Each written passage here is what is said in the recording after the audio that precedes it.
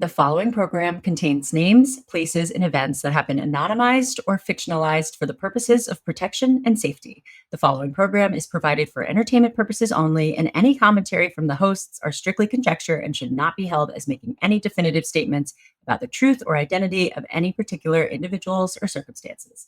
If you or a loved one are involved in an abusive relationship, please call the National Domestic Violence Hotline at 1-800-799-7233 for support.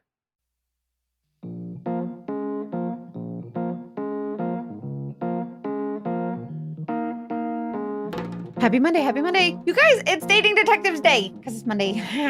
I know you've been waiting for part 2. Yeah, I know sometimes the part 2s are really hard, but thank you for being patient. We'll get into it as fast as possible. We just quickly want to say, please join the Patreon. We've got good stuff. We have a new fun email. New Patreoners too. I know. I'm so grateful. Gosh, you guys are so amazing. Thank you for supporting us. There's a new Patreon episode coming out next week. We do 2 bonus episodes a month on the Patreon. It's good. We just recorded it. That's really good. So you guys, there's a wide range. Somebody described it as swimming in the ocean of dogfish, and I feel like we really were. And we have some good stories to tell you too there. And like some love stories, guys. Yeah. If you need a palate cleanser. We know Hannah really loves it. She loves it when they kiss, especially. I love. Can I quickly, I know we're going to get into it, but I want to just remind everyone, because somebody commented a really great comment that was like, I love your stories so much, but then sometimes I go into dating and I'm like scared to date because of everything we're hearing. And we think about this too. Like, I've thought about how hearing all these stories affects my trust, or if I'm desensitized. And I know Mackenzie, and being a PI, has seen everything 100%. And that changes how you see the world. But you're married, you have love. I dated through my beginnings of the Dating Detectives, and I'm not married. Wait, no. What if I was announcing and I'm married? No, I'm dating and happy and in love. I just hope that these stories empower us to protect ourselves as much as we can, not close off from love, but just trust that femtuition and kind of, be more aware of your femtuition and be able to pinpoint things that maybe you hear these stories and the same things are happening in your relationship. So, and you maybe hear them and recognize that you deserve more. Yeah. 100%. That's all. But also you can take a break. If you're like, oh my God, I need a minute to listen to a palate cleanser, go on Patreon. But I do love that there are positive stories. Like, people send us positive stories too. And we want to share those too, because dating isn't all bad. Like, there are good stories too. So freaking Izzy. So we left off with Izzy being a crazy pants. Yeah. So recap, go back and listen to the U-Hauler part 1 if you have not listened. But Piper and Izzy are now living together. They moved in together quite quickly, which, as we discussed, is called U-Hauling in the lesbian community, because it is very common, for better or for worse. And now Izzy has slowly started manipulating Piper, punching down on her self-esteem, criticizing her, really manipulating her in terms of Buttercup the cat, which we still don't have answers on. And then just ended, on a really difficult moment where Izzy essentially slammed her face into the ground during an argument. Abusing herself. Anyway, let's get into it.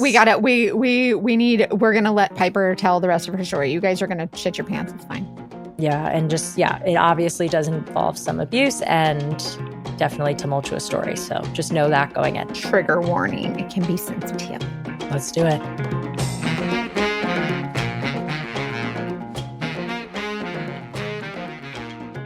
And at one point she's outside the front door and I close it and I lock it. Because I'm like, just leave, get out. I don't want you in here.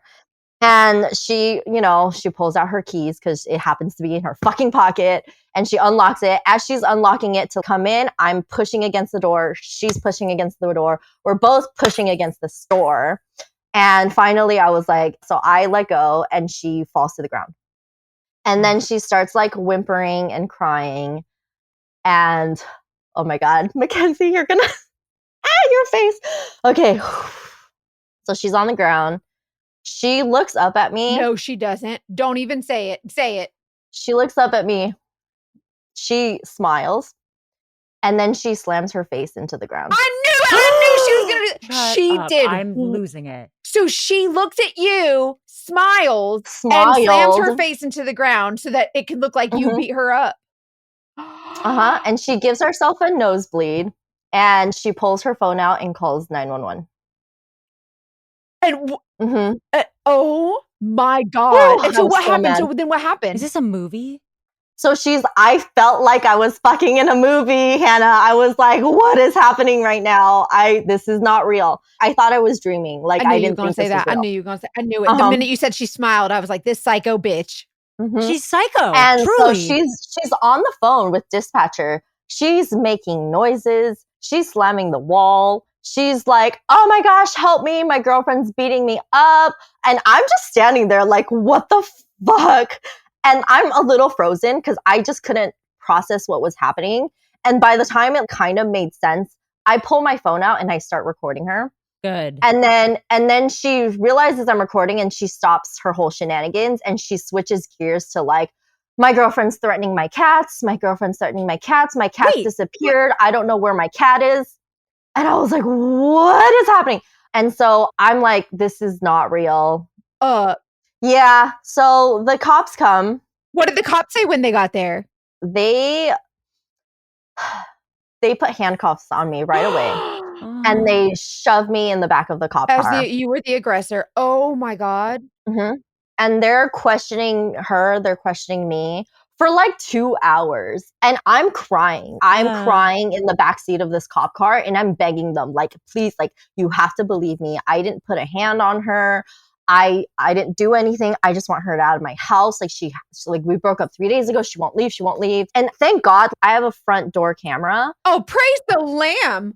And I was like, I don't know what it caught because it's one of those like only records in intervals whenever there's movement. Right. I don't know what it caught, but I'll show you everything. Like it didn't catch like when she was like hurting herself and faking it because that all happened inside the house. But it can catch me throwing her stuff out of the house, her trying to get back in, me trying to lock her out. Like I'm sure it caught that. Like, please, you have to believe me. Does it record just video like, or audio? Both. And so what did you show it to them? So they were like, okay, well, like we'll probably ask to see it later. But they just asked me what happened, like my side of the things, and then they were asking her. And even like the fire truck and the ambulance come and they're patching her up because he was like, she said you hit her and she's got a bloody nose and a black eye. Like, you telling me she did that to herself? And I was like, yes, I am. My like, goodness. And again, like they're questioning her forever. Sure. I mean, yeah. Thank God my kids were with their dad that evening. And I'm sitting there like, my life is over. They're going to arrest me.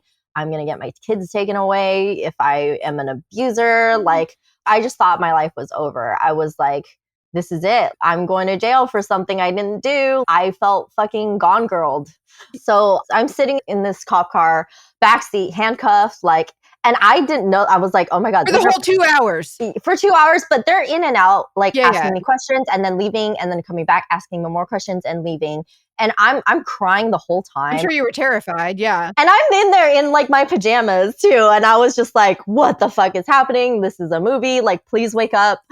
I was like, this is not real. After 2 hours of just questioning, asking me questions, the cop opens the door and he's just so casual.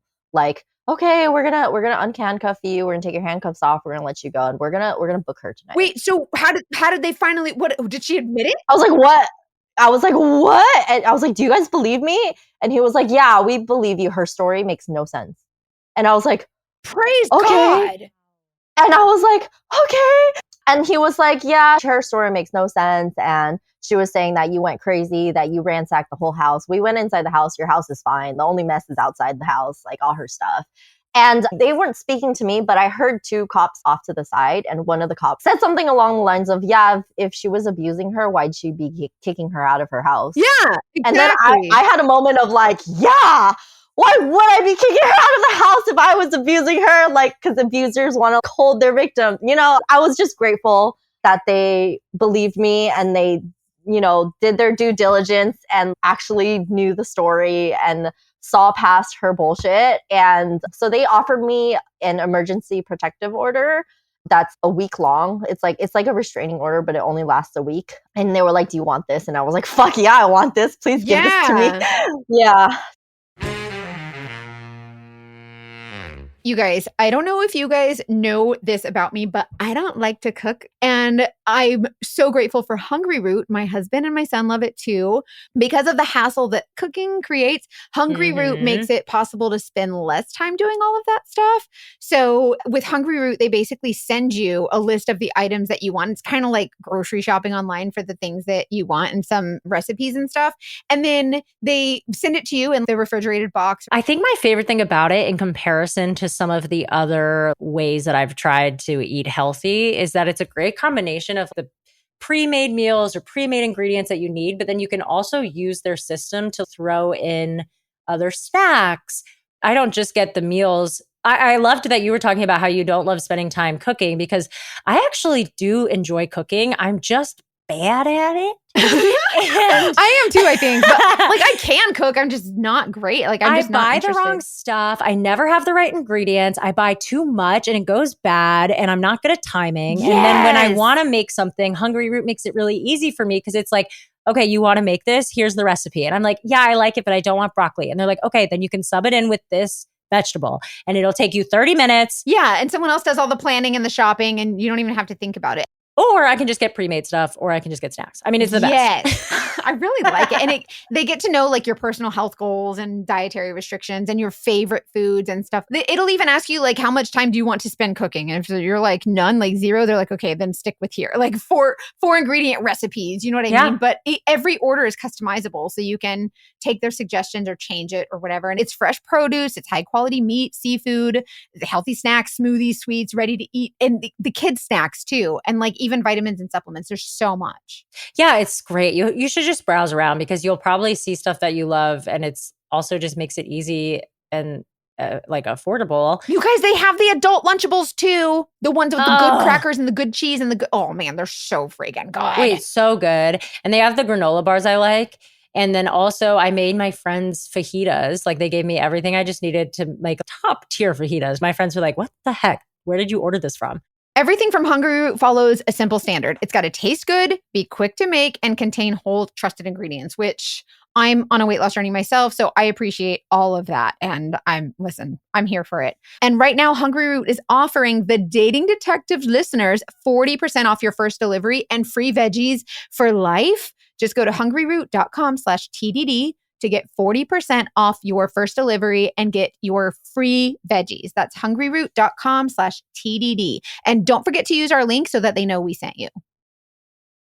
You guys, as a private investigator, I can tell you firsthand how easy it is to find information on you just going on the World Wide Web, on the Google machine, and you can find literally anyone, any information on anyone. It is not that hard. And if you've ever been the victim of identity theft, then you probably know. And you're like, how did someone get my information? Or if you've been scammed, or just even with the robocalls, have you ever thought about like how they get your information? Our personal information is everywhere on the internet. I'm talking your name, your contact info, social security number, home address, and information about your family members and people that you're associated with, and you don't even realize it. And the information is being compiled by data brokers, and it's openly sold online. And that leads to the identity theft. It can lead to harassment, spam calls, all those things. But now you can protect your privacy with Delete Me. As a private investigator and also kind of a public figure, I personally use Delete Me, and it has been such a good step in helping protect myself and my family. So I personally recommend that you use Delete Me. So Delete Me basically finds and removes any personal information you don't want online, and it makes sure that it stays off. Delete Me is a subscription service that basically removes your personal info from the largest people search databases on the web. And in the process, it helps protect yourself from the identity theft and the scams and harassment and all of that stuff. So when you sign up with Delete Me, you give them exactly what information you want deleted, and their experts take it from there. So they send you personalized privacy reports. They show you what information they found, where they found it, and what they removed. So it's constantly working for you. It's constantly monitoring and removing the personal information that you do not want on the internet. To put it simply, Delete Me does all the hard work of wiping you and your family's personal info off the web. And that's why data brokers hate Delete Me. Take control of your data and keep your private life private by signing up for Delete Me. Now it's at a special discount for our listeners. Today, you can get 20% off your Delete Me plan when you go to joindeleteme.com/TDD. and use promo code TDD at checkout. The only way to get 20% off is go to joindeleteme.com/TDD and enter code TDD at checkout. That's joindeleteme.com/TDD, code TDD. So I was like, okay, well, what do I do with her stuff? And they were like, oh, well, she's not allowed near you, so she can't come get it herself, but she'll have to send someone like after she's out. So the next day, she sends one of her friends to come get her car and load her car up with as much stuff as he could. And this friend had talked to me on the phone prior, and he said something that kind of left me a little like, what? He was like, yeah, I always felt like there was something off about Izzy, but I could never put my finger on it. And I was like, what do you mean? And he was like, well, I always thought it was weird that she would like move in with someone very quickly after meeting them, dating them, and then it always ended violently. Oh, she did this to everyone. Oh my God. Oh. And then I remembered her story about her ex and how her ex called the cops on her for no reason. And I was like, oh, her ex did not call the cops on her for no reason. Nope. There's no fucking way. And there was a previous ex before that where they also lived together. And Izzy told me that she came home one night and all her stuff was outside and the locks were changed on her. So the next day she gets released and her sister comes with a van, with a truck, and then gets the rest of her stuff. And I was just like, I don't feel safe. So I made sure the cops were there present so that they could just monitor the whole exchange. And Izzy was on the phone with her sister the entire time. Like, I need this, I need that. Make sure I get this, make sure I get that. Ew. Make sure I have this, make sure I have that. Like, and I was just like, okay, I just let them take whatever, even stuff that I bought, anything that we bought together, she wanted. She was like, I want the steam mop and I want the air purifier. I was like, okay, like fucking take it. I don't even care. So they told me that I had this temporary restraining order, and they were like, if you want a permanent one, you're just going to have to go to the courthouse and file for a permanent one and just take this with you and take the police report with you. And I was like, okay. So I'd go and do that. I didn't know what that meant, like what that entailed. I didn't know that entailed like having to serve her the papers. I didn't know entailed having to show up to court and seeing her. But I was just like, I want this person away from me. So I learned about this whole restraining order process as I'm doing it. And I had to write a whole declaration of instances of abuse or whatever. I'm glad you did, though. At least documented it and I'm so glad you did that. Most people don't follow through. But it was impossible to serve her. Because you couldn't find her. Why? Because she like went on the run? Because she didn't have her permanent residence. Yeah. I had them try to serve her at her parents' house. And the sheriffs tried to go and they saw that her car was there, but nobody would answer the door. So then eventually I had to hire a process server and they were able to serve her. And so I was like, okay, so she's finally served, but now I have to show up to court and potentially see her. What the fuck? So I have my best friend go with me. And my best friend, she's a lawyer, but not this type of law. But she goes with me for moral support. And we get there, and fortunately, Izzy does not show up. Good. But Izzy's lawyer shows up. Bless. Okay, never mind. And Izzy's lawyer serves me counter restraining orders. Okay, good. Yes, I will stay away. Yeah, and I was like, okay, this is the easiest thing I've ever had to do. Like, I'll stay away from you. I don't fucking care. But my best friend was like, hold up, like, we need to see what she's says. claiming. Like, you know, yeah. And so I'm just gonna read it to you because I have boy, oh, I love this. She got the receipts, y'all. She got a stack of receipts. I'm here for it. Oh, I'm also bad. Like a little scared. Yeah. Whew, I'm shaking. Okay. She says, in May, Piper admitted that she was not practicing safe sex with her clients, but still continued to pressure me to have sex with her when I was uncomfortable about the situation. I was also uncomfortable with how she treated her children by throwing books and boxes at them when she lost her temper. They have also spoken out that she would hit and slap them if they did not follow her orders. I attempted to end the relationship 3 times in June and July after all of the stress of uncomfortable situations and verbal abuse. Every time she did not allow me to, threatening to keep my cats to hold against me as collateral and change the locks. She called me evil and heartless during my attempt at the beginning of June before threatening me with self-harm if I did not change my mind. In mid-June, she lost her temper at the idea of me breaking up with her. She bragged about how she is taller, bigger, and stronger than me due to the fact that she's a professional competitive athlete and I am disabled. Oh my God.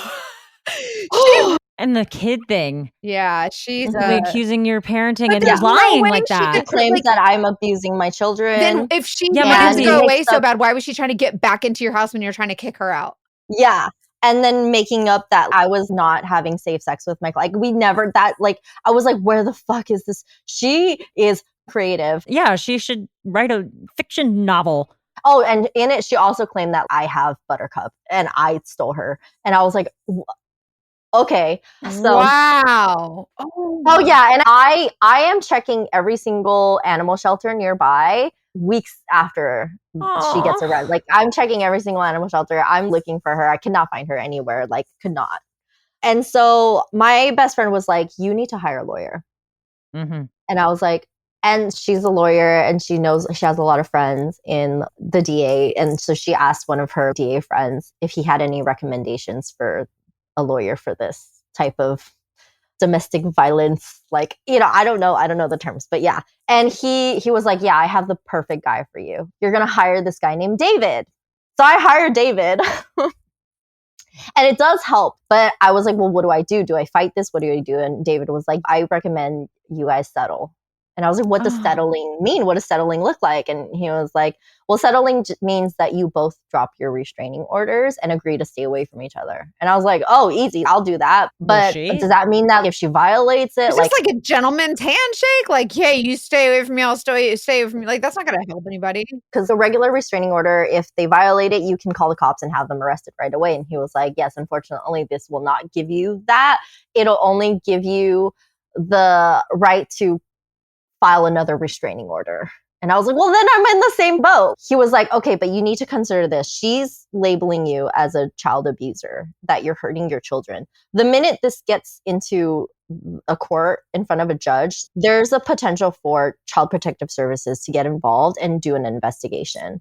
And I know you don't want to put your children through that because this isn't true. Like, your children are going to have to get interviewed and they're going to bring a lot of your family members into this and even potentially like your kid's dad. And I was like, well, I don't want that. And he was like, yeah, so the best thing to do is to settle. You don't want to put your kids through that.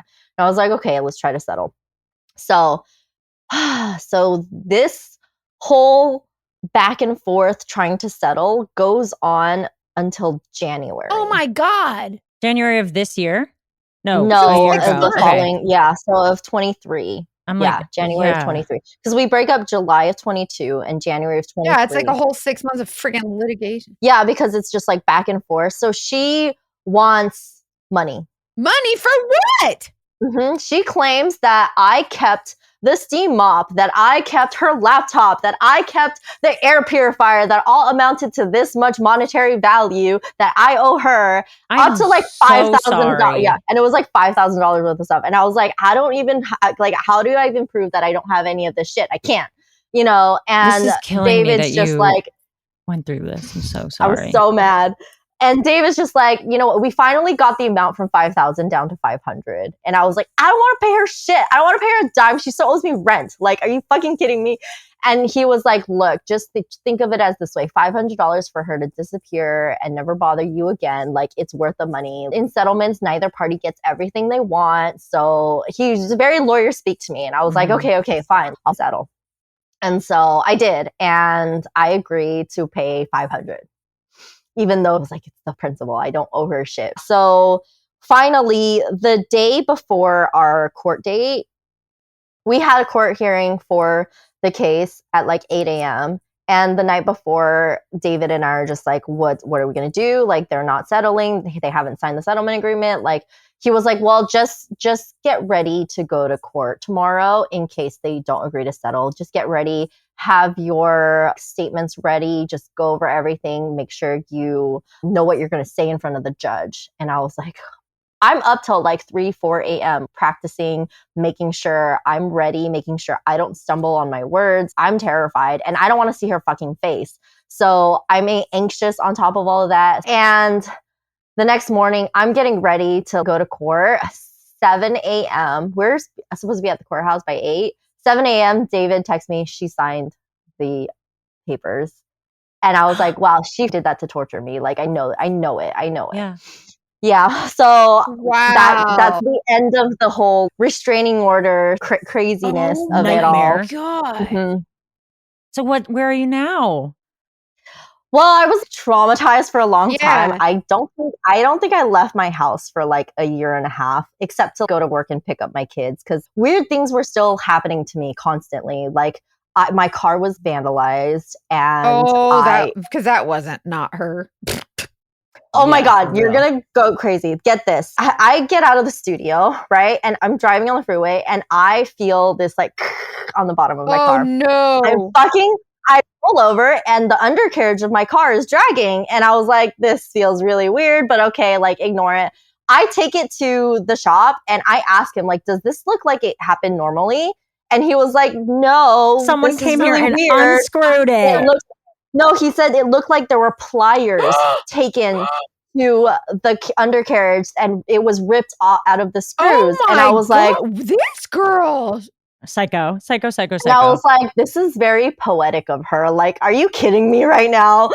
Because the day we broke up was the day that her undercarriage came off. And now this is happening to my car. Like, I'm 99.99 sure it was her. I just don't have proof. I'm 100%. So I'm living in like fear. Yeah, I'm so scared. I'm just like terrified every day. I install cameras inside my house too. Good for you. I was like, I couldn't leave my house. I was so depressed. I couldn't make sense of anything. And there were things that started to kind of like get pieced together because friends were asking what's going on. And so remember my friends, the one that hosted the bonfire? Mm-hmm.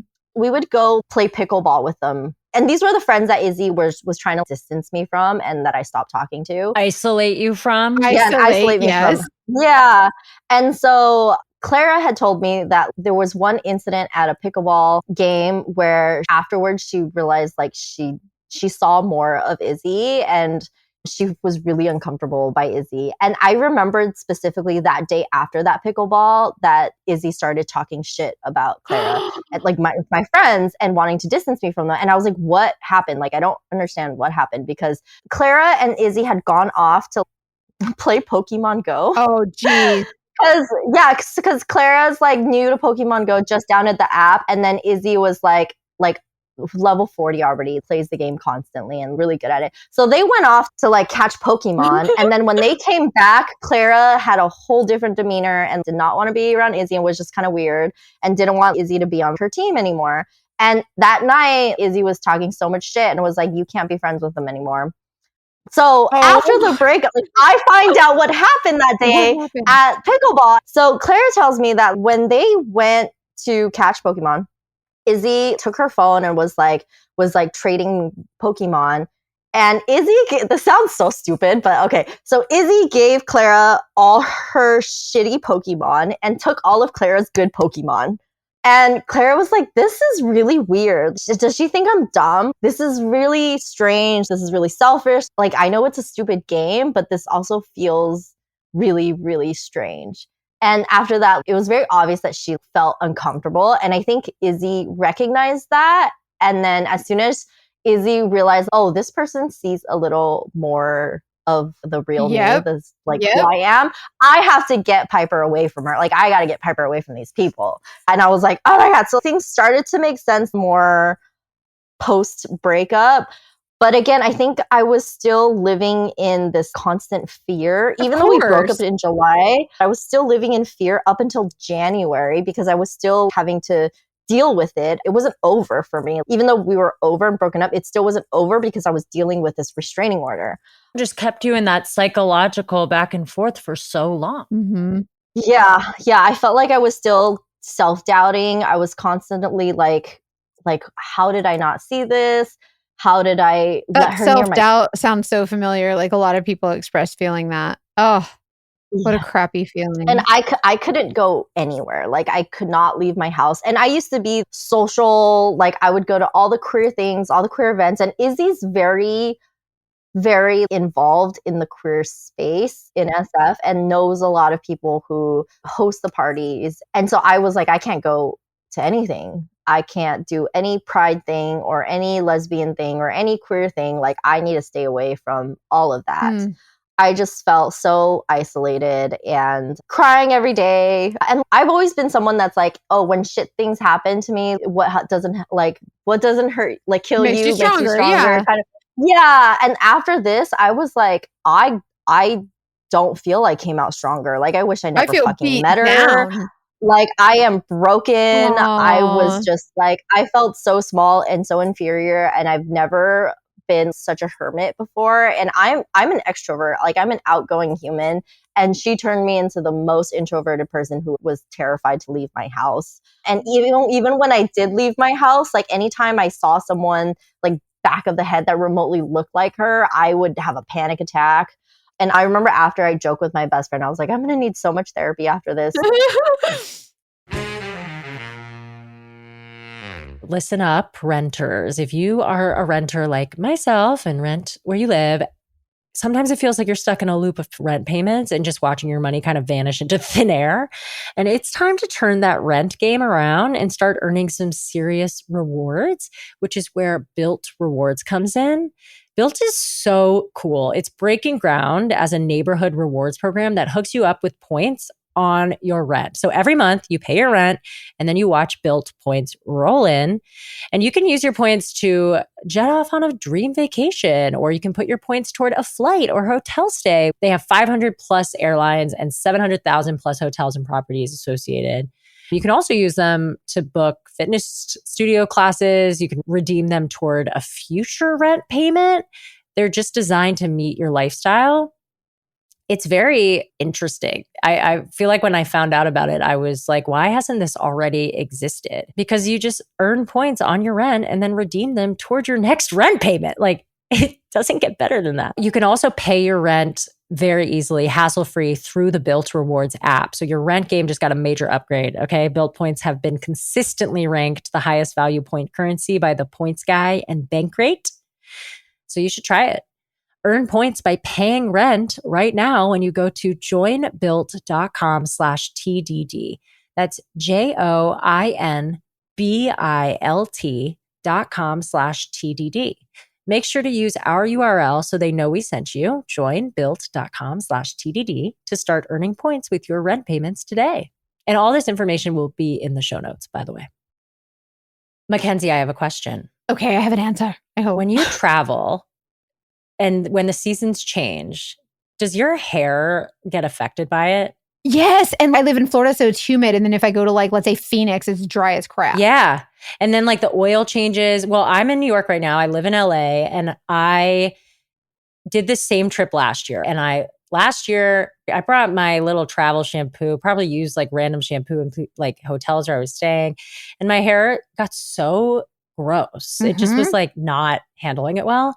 And this year I brought my I put it in the little travel container of my Prose custom formula shampoo and conditioner, because ever since we started working with Prose, I'm obsessed, and it makes my hair so much better. And it's also made exactly for my hair. So I'm very excited to do ads about Prose because I'm very passionate. So thank you all for listening. I like that it's personalized. It's amazing. And we're also not aware of the environmental changes in our day-to-day, but our hair does pick up on it. So Prose really works with you. What Prose is it just makes beauty really personal and truly custom. And the formulas are custom, and they could not exist without you. So every bottle is made to order. Like my shampoo and conditioner says Hannah on it. And it's based on an in-depth consultation that covers everything from your beauty goals to the weather or water where you live. Like, I'm about to get a new formula because I just dyed my hair a little bit, but I've never dyed my hair before. And already I knew I had dry hair, and I knew that's a thing with dyeing your hair.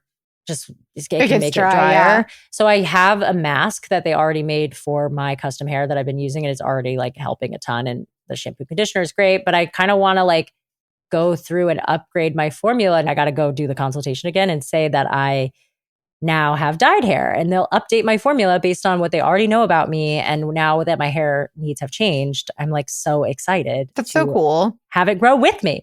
And it's not just hair. They also do skincare. And it just the best. Honestly, I like switched to Prose and I'm not going back because my hair is shinier and healthier. And the best thing, which is confidence, in my opinion, they say if you don't love your first order, it's on Prose. So there's never been a better time to switch to this custom. Peace of mind, yeah. Prose is so confident that you'll love your results that they're offering our listeners an exclusive trial offer, 50% off your first hair care subscription order at prose.com/TDD.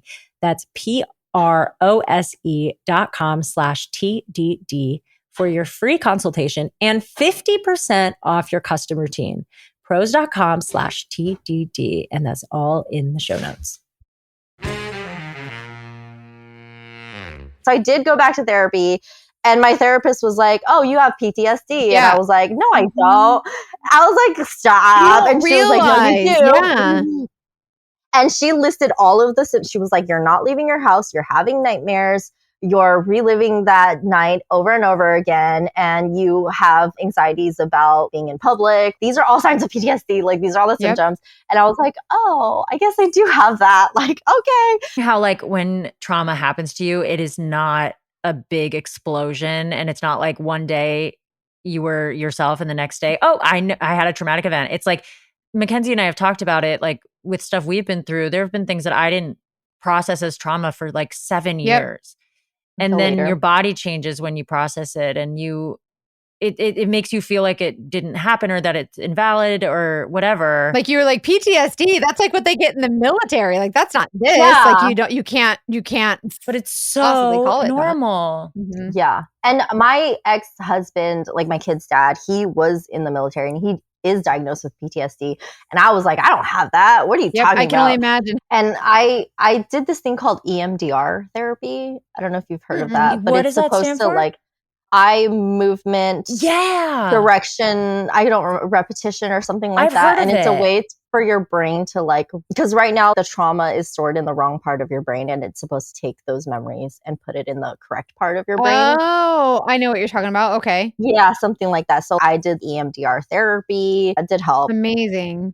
And I think what made it really hard for me to heal was that I was still living in that house. And anytime I passed my front door or walked by, thought about it. Like where I saw her slam her face into her ground. Like I saw her smile at me. Like I was going to ask you if you thought about that a lot. All the time. Like I couldn't sleep in my house peacefully. Wow. I even tried to move my furniture around to feng shui it differently. Never changed. I eventually moved out because living in that house was a nightmare. I imagine. And I couldn't live there anymore. I want to hear how you're doing now.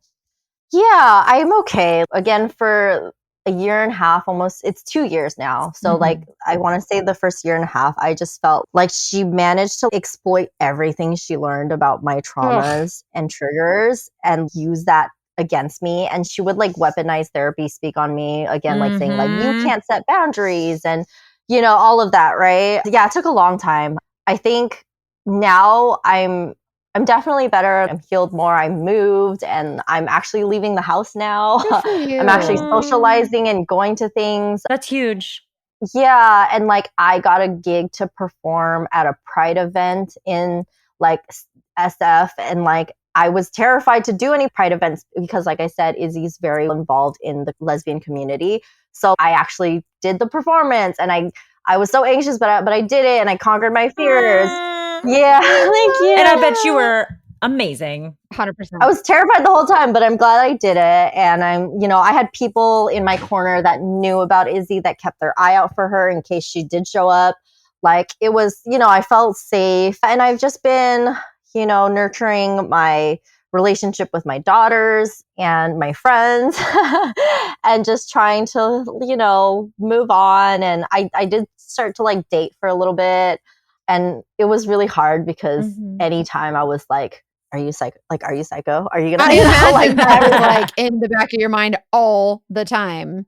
So I feel like I've lost all the trust in anybody. And I used to be this like super exuberant, compassionate, and now I'm just like paranoid about everything. So I'm slowly getting better at not doing that. Take your time. I think it's like, it comes with time. In 2 years, you said it's taken a long time. It's like, no, it hasn't. That's not a long time at all. Like, it's not. People take that long to get over healthy breakups. But don't try to rush it. Like, don't feel like there's like a time you have to do it by. You know, like do it in your time, right? You don't have like, to. Yeah. Mm-hmm.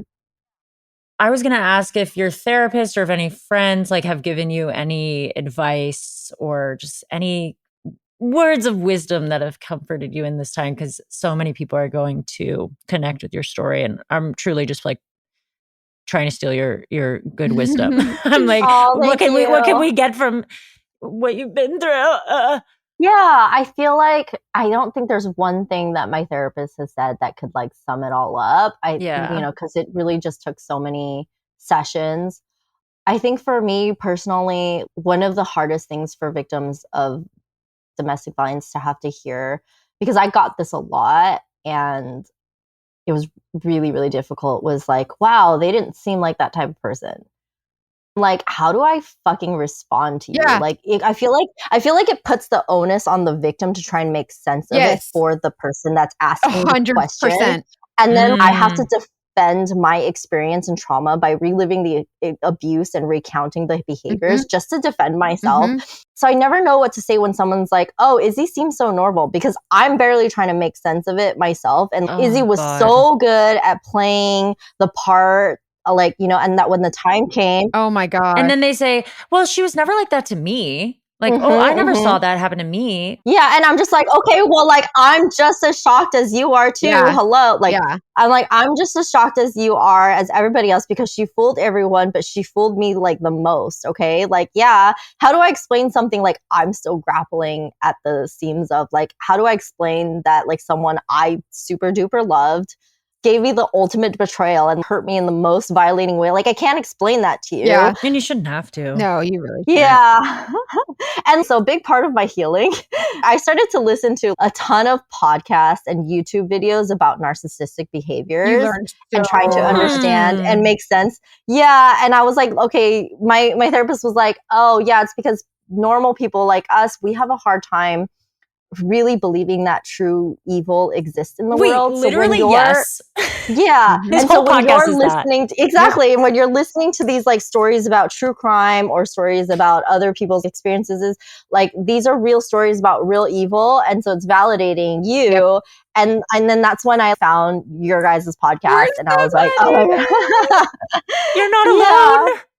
Yeah. Thank you. And I remember hearing a lot of these women on the Dating Detectives talk, and they're explaining like a crazy scenario or like a ridiculous lie that their dogfish did. And then to hear all of you like laugh about the insanity of some of these like lies being told and making jokes about it. But I also know that these moments the women are describing, I know it was an incredibly painful time. Yes. Like so painful. Yes.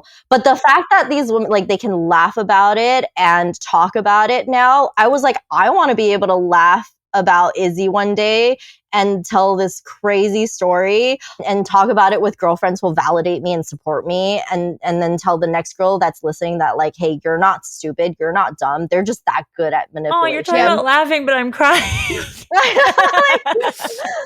That's the thing too, is that when it's nice to be able to tell your story or like think about what happened, and that's how we learn from it. We don't learn from it in the moment. We learn from it when we look back at it and go, oh, now I know. So that when you're faced with it again, you're like, oh, no, I'm not making that same mistake. No. I've seen this before and I know what happened last time. And that's how we start to learn from that. So I do think that there is opportunity to learn and grow from our experiences, and others can learn from our experiences too. And that's why I'm just so grateful for you sharing that story, because I know that you said at one point, you're like, I felt stupid or I felt bad. And it's like, we tend to feel that way, right? Like, you know, when you go through something, you tend to feel like you're stupid, like it's your fault, and it never is. And so to just be able to share your story is going to help other women too. So I'm so grateful for you. Thank you so much. Thank you. I do feel like every time I would talk to a friend about it, every single time I retold it, something would click. Something new would click. So for me, I need to tell the story over and over again so that it makes more sense to me. You need to tell it as many times as it helps you, because the more you get it out, the less it lives inside you. And and more puzzle pieces start to fit. More things start to like connect. And I'm like, oh, this makes sense. Like her last 2 exes, like they weren't the crazy ones. Like they were also the victims. Yeah. And I kid you not, we broke up in July. By November, she already had a new girlfriend and they were looking for a place together. Well, bless her heart. I mean, what do you, I mean, protect yourself. I was like, this is her pattern. Like she repeatedly does this over and over again. She moves in with a girl, ruins their life, and it always ends violently, just like her friend said. Like I was like, oh, okay, so this is her pattern. And I was joking that like, 5 years, 10 years down, I'm going to get a call from Netflix and they're going to have like some docuseries about her or something. Like she's going to escalate and get worse and worse. Therapist. I want to ask you a question, but if you don't want to answer it, it's totally fine. But here's my question. Do you feel that being in the line of work that you're in, like sex work, right?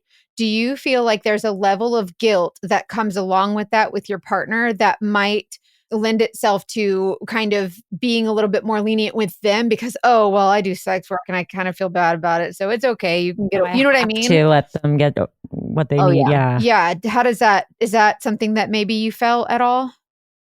Yeah, 1000%. I felt that way in a ton of my previous relationships. And that's why most of the time, if I had a previous partner ask me to stop doing sex work, I would, and I would do it right away. And the only reason I didn't with Izzy was because she was very supportive of it. And, Did she ever throw it in your face? Not until the end. You heard the restraining order. I was like, where is this coming from? From someone who said that they supported me and all of a sudden is using my sex work against me so that the judge can see me as That's exactly what she wanted to do was paint this picture of what she wanted to throw in there. Yeah. I was like, are you joking? So, but prior to that, like I didn't, I think it's just not normalizing sex work as work is so hurtful in not just the ways that you think. Like it's in stuff like this too, where, people's self-worth and having to portray this alternate, you know what I mean? Because most sex workers, they're not out and loud to the whole world that they're sex workers. Right, of course. Like, we only tell specific people in our life. Gradually, I've become more and more open about it, and more people in my life know that that's what I do. And I'm really like, anybody that's important in my life that needs to know knows. Yeah. But most people who start off, like nobody in their life knows about it except like that one best friend, know? And so when you're dating and when you're trying to build meaningful connections with people who have this underlying belief that sex is this thing that can only happen between two people who love each other versus like sex being something that could just be sex can be, it's really hard. And I just feel like we really need to destigmatize sex work as work. Well, I feel like everybody's going to have their opinions about it, right? But at the end of the day, I think my question more relates to like in these relationships specifically, just for instance, I feel like sometimes my mom, who is gay, I feel like sometimes there were some things that she did as a parent, like maybe gave us a little bit more leniency growing up because she felt guilty for being gay or not giving us a standard, like typical, mom and dad, like household, whatever. And so I kind of wondered the same thing. Like there's nothing wrong with being gay, right? But there is a stigma around it, just like sex work. Like there's a stigma around it. And so I wondered if that contributed to letting people get away with stuff because there was a level of shame that you feel or guilt because of the stigma around it. And so I feel like the more we can normalize just like letting people do whatever the hell they want to do. Yeah. You know what I mean? And then I feel like for her not to say anything about it the whole time. And then in the restraining order, like you said, like she's like, just to put it in there, just to say that's what you do to paint this picture of you, I feel like was really manipulative. So she was manipulative down to the very last minute. Like she was going to get her licks in. And I guess there was this one thing that started happening that was a little weird for me, but I, again, would always like brush it off. So in my line of work, there's measures and safety measures that you have to take. I'm very careful. Like my clients don't know my real name. I make sure they go through screening process. And whenever I meet up with them, I share my location with people. And so Izzy was my go-to location sharer.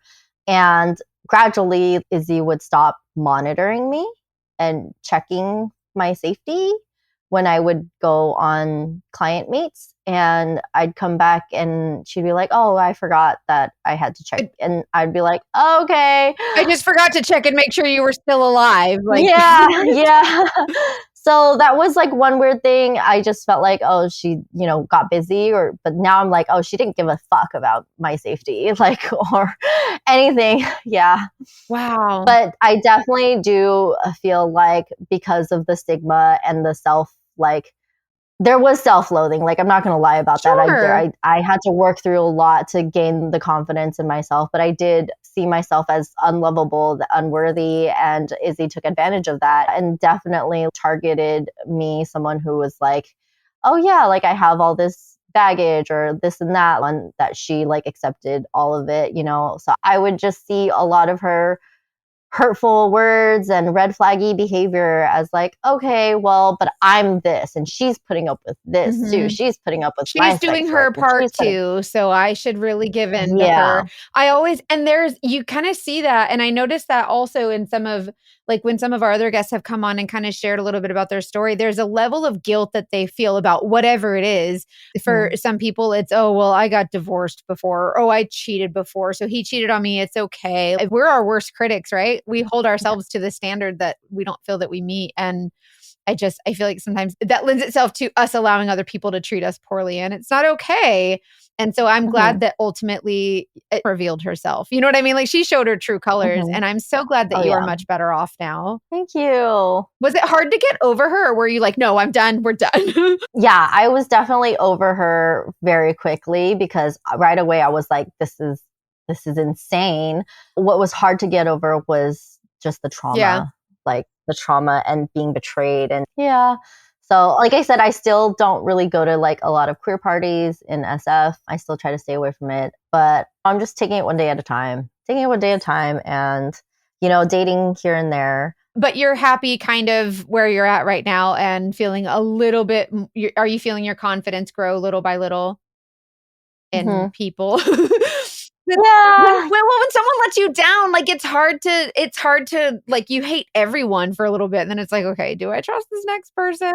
I feel like from the get-go, from the whole like manipulating me into moving in, her landlord, her wife, like I feel that was all lies, like all lies to move in with me, to move back to SF so that she could try to be an actor, like, and do what she wanted to get all these gigs. She wanted you to feel sorry for her. And she knew. She manipulated you to the point where she could pull the strings and she was the puppeteer. And then with her beating her face in, like, I'm so glad she went to jail that night, because can we talk about, like, good, you deserved it. Like, you want to cry? Give yourself something to cry about.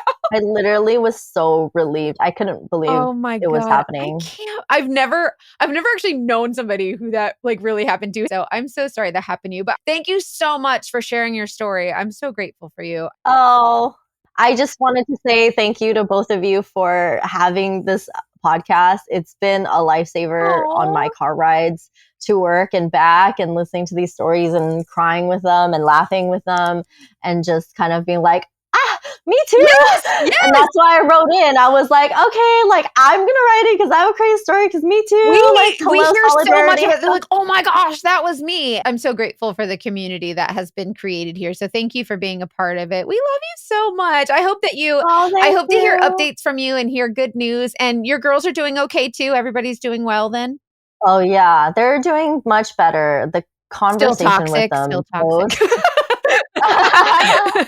No, I think it's healthy sibling fighting, but it's siblings, 100%. Yeah, I did have a really, really tough conversation with them after, because I had to tell them like, hey, if you ever see Izzy like at school or anywhere, like you go tell a grown up right away, like, don't go anywhere near her. Like it was really hard. Being a mom is not easy. There's no guidebook. There's no handbook. So I was straight up with them. I was like, Izzy hit mommy, and that's not okay. And so we are not allowing Good Izzy for in our life you. anymore. Good for you. And that was it. Yep. Like, yeah. And it was hard for them to like wrap their head around, but they're doing okay now. That's awesome. I'm so glad to hear that. Thank you for allowing us to be a voice for you and for coming on our platform and helping us kind of connect with other women as well. So we really appreciate you. Thank you for having me, and thanks for listening to my crazy story. Of course. Thank you for sharing it.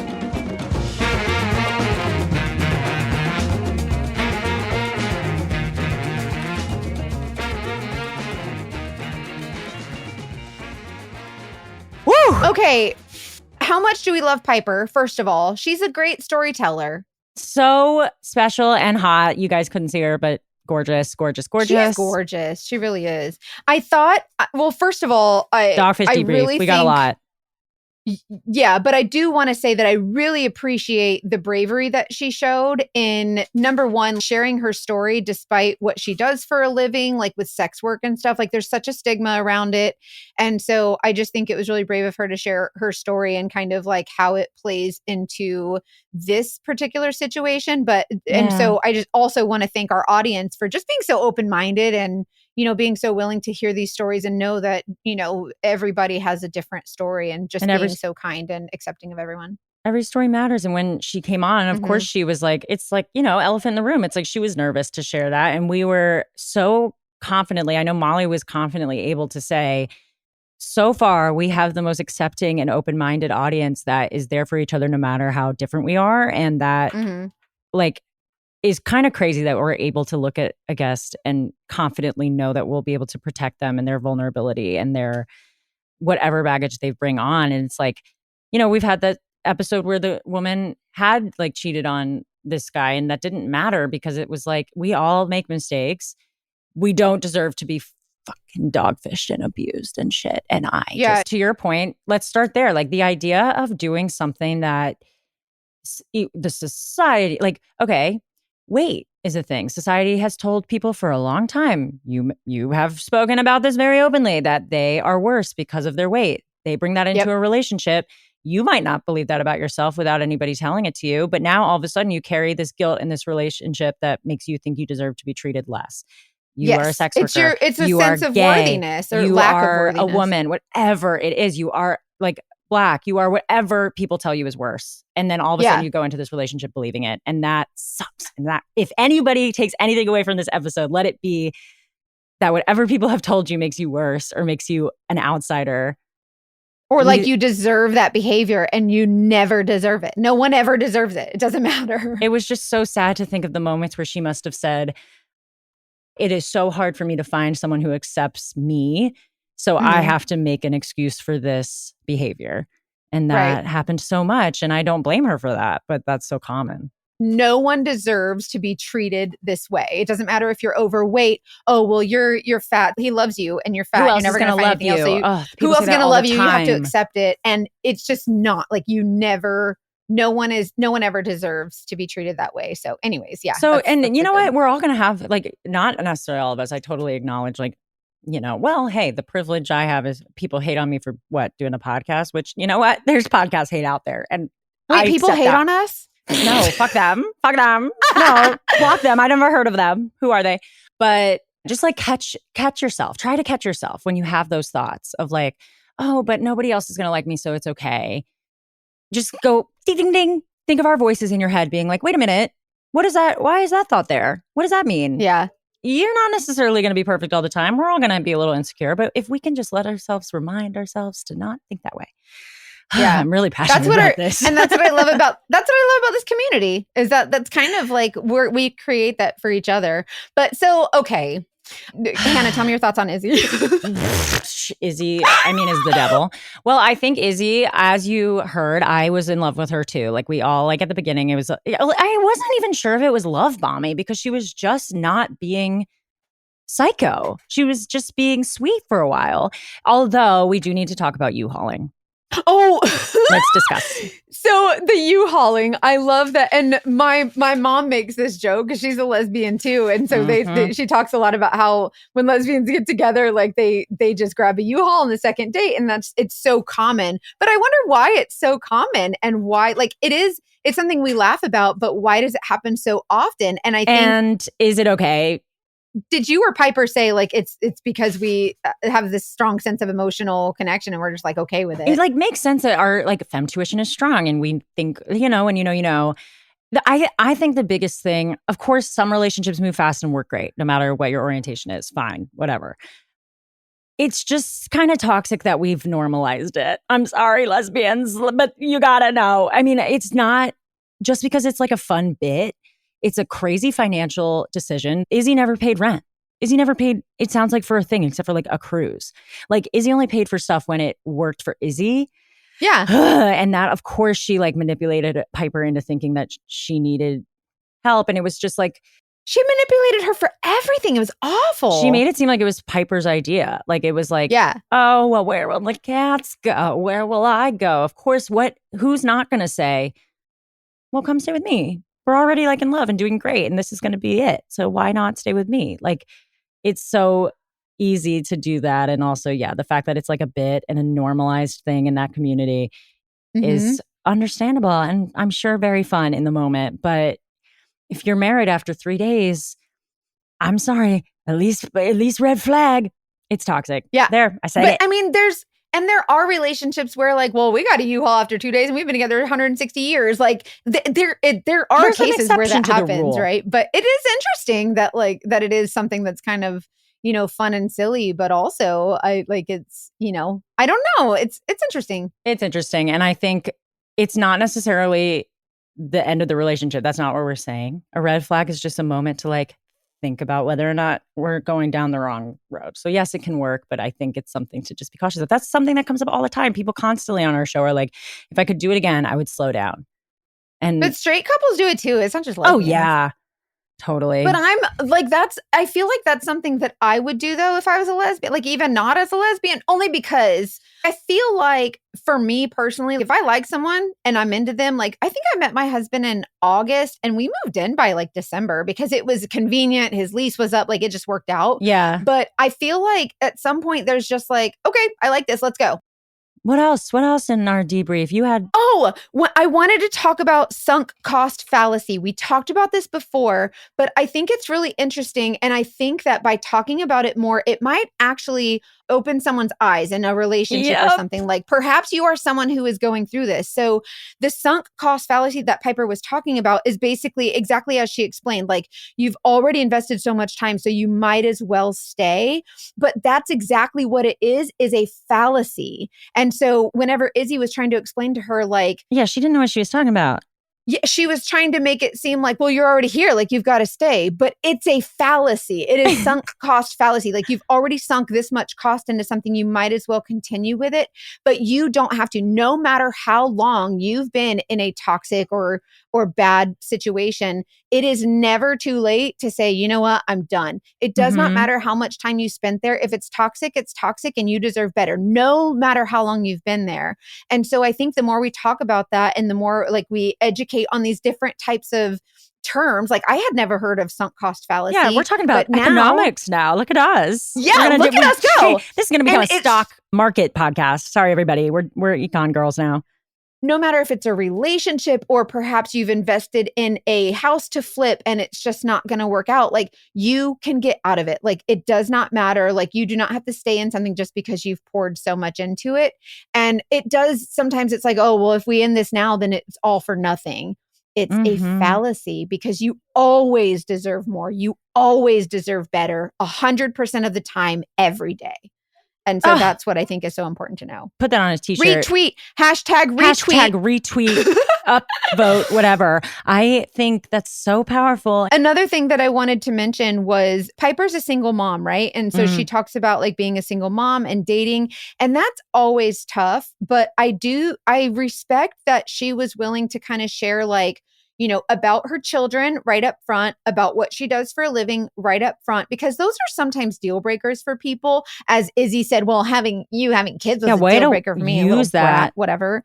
But I feel like it was really, that's one of those situations where it's like, when do you tell someone about this particular thing? And it's like, if it's something that you think could be a deal breaker for someone, that might be something to address right away. And so I thought it was cool that she did that. I agree. She sounds very comfortable with herself. And I hope that, I sounds like it did really affect, that this relationship did affect her confidence. And I'm not surprised, but I do hope that she can get herself back to that. And it sounds like she's on her way because she has every reason to be. Mm-hmm. I loved when she said, I mean, it made me like lose it. She was talking about our podcast and how listening to people laugh about what's happened to them, and her saying, I want to be able to laugh about this too. Mm-hmm. There's so much power in that. Because her story, like now this story is something that she has to tell the next person, and she has to tell, decide when to tell it on a date. And being able to look at it and be like, that's my story. And I can have a dark humor about it, or I can be open about it, and I can accept it and love me anyway. Mm-hmm. Oh, and we've been saying that. I feel like a broken record. We say this every episode, but it still stands. This sense of community that the guests on our podcast and the listeners and the followers together have created for each other and for other people. Like she said, oh my gosh, like, a lot of people have said, I found your podcast. And I was like, holy crap, like that's me. And when you create those Me Too moments for people, it gives them a place. It gives them a community. And so many of our guests have talked about how the sense of community is what ultimately helped them. And so I think that's really powerful. So you guys, campaign worked. All of our guests and our Patreoners and our sleuthies, our subscribers, our listeners, our followers, whatever. We're the husbands that don't initially start listening on their own, and then they're listening in the other room, and then they move into the room and are like, wait, what happened?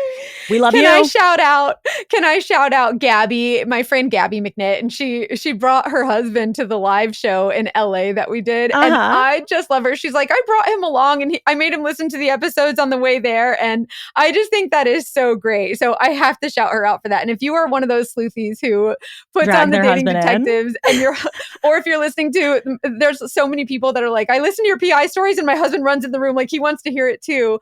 And it's kind of cool. So thank you to the husband sleuthies. And if you are a man and you listen to our show, or if you know a man who has a story like a dogfish story, please let them know that this is a safe place for them too. These dogfish are real. Like this happens to dudes too. And we want to make it clear that like and no matter what part you play in the story, like we want to hear these stories. And I just think it helps it lends itself to that sense of community. So thank you to everyone who's, shared. And you don't have to be like the victim in a situation to share your story. If you are someone who dogfished someone, like we want to hear your story. And there will never be a time when Hannah and I are like, how dare you? Like, I mean, they're like, well, obviously, like when we had, what was his name? Jim, the serial sex addict. Yeah, the serial sex addict. We were like, Jim, like you know, but that's like there's a difference between judgment and accountability. Like I think we are people that are not going to bullshit each other. Even like we hold everyone accountable, but we also understand that we're navigating life. And I will say though, like if Izzy comes on, I'm going to have some things to say because I don't know about that. If everybody knew everybody else's skeletons, we would feel much less ashamed of ours. So that's just true. Know that we're sitting here like, I did this. This is so bad. Y'all don't know the stuff that I've done. Y'all don't know the things that Hannah has done. Like we all have skeletons. So don't feel like you're alone. Like we all have things that we're not proud of. And, the things that we like, for me, it's weight. I went through the drive-thru at McDonald's not being hungry just to go home and cook dinner because that was my shameful thing, right? Like we all have skeletons, so don't ever feel like you're alone there. So this is a safe place to share. Can we like talk briefly about Izzy's like psychotic? I think we've touched on a lot of things that are pretty universal in different ways. Izzy like smashing her own face into the floor though? That's not something that happens every day. Girl,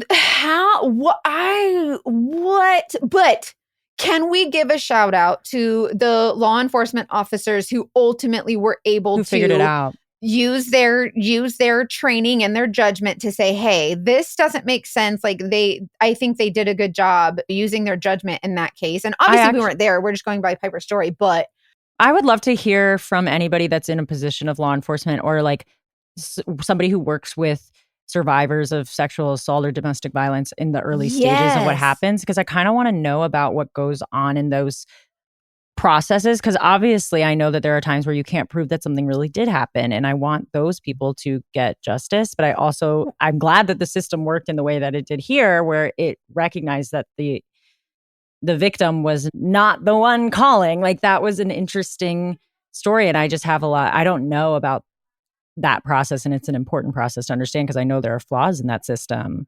Well, and here I don't know exactly what the laws are, but that's a good point to bring up. I would like to hear from law enforcement, because I think here in Florida or in my county or something, if the cops get called, I don't know. I've heard two things. I've heard that both people go to jail, and I've also heard that whoever has the bruises, the other one goes to jail, no matter what, and they figure it out later. So I would love to hear from different law enforcement professionals, or maybe we can put this on our social media and just say, hey, what's your take on this as a law enforcement professional? Like, what do you do? There's I don't even know who, I feel like, don't people volunteer in terms of helping somebody after they've survived something like that? I don't know what roles are in play at the hospital at this, who is talking to who. I'm very fortunate to not have had to go through something. And I know a lot of our listeners probably had, and I hate that, but I know that we've all had probably a mixed bag of experiences in that department. And if you're open to sharing how you feel about that based on this story and others, we're all ears as always, and here to support you and learn from you. Yeah, and you, by the way, when you share your thoughts never have to align with ours. I think this is a place of, this is a safe place where you can disagree and, we can have a friendly debate. But I would love to hear, I wouldn't be surprised if someone says, I don't know, they shouldn't have believed her, they should have taken her to jail, even though she ended up being right, or whatever. I just want to know from there's just different perspectives. There's always three sides to every story: his, hers, and the truth, or in this case, hers, and the truth. But I still feel like hers, and the truth is a great movie title. Molly, write that down. Hers, and the truth. I like it. But yeah, so this was a really great episode, and I loved Piper. And if you loved her as much as we did, make sure that you send your messages, or if you see us on social media, whenever you post positive things or, feedback regarding our guests, we always share with them to let them know that you guys are supporting them. So we always appreciate when you guys do that. And if you have a story or thoughts or comments or concerns, you can email us. investigate@thedatingdetectivespodcast.com is our email. And you should also give 5 stars and review us and say stuff. Yeah, will you guys please give us a review, and 5 stars if you can, if you mean it, but obviously be honest. But no, it helps our podcast. So thank you so much, and just thank you for always listening. And as always, trust your intuition.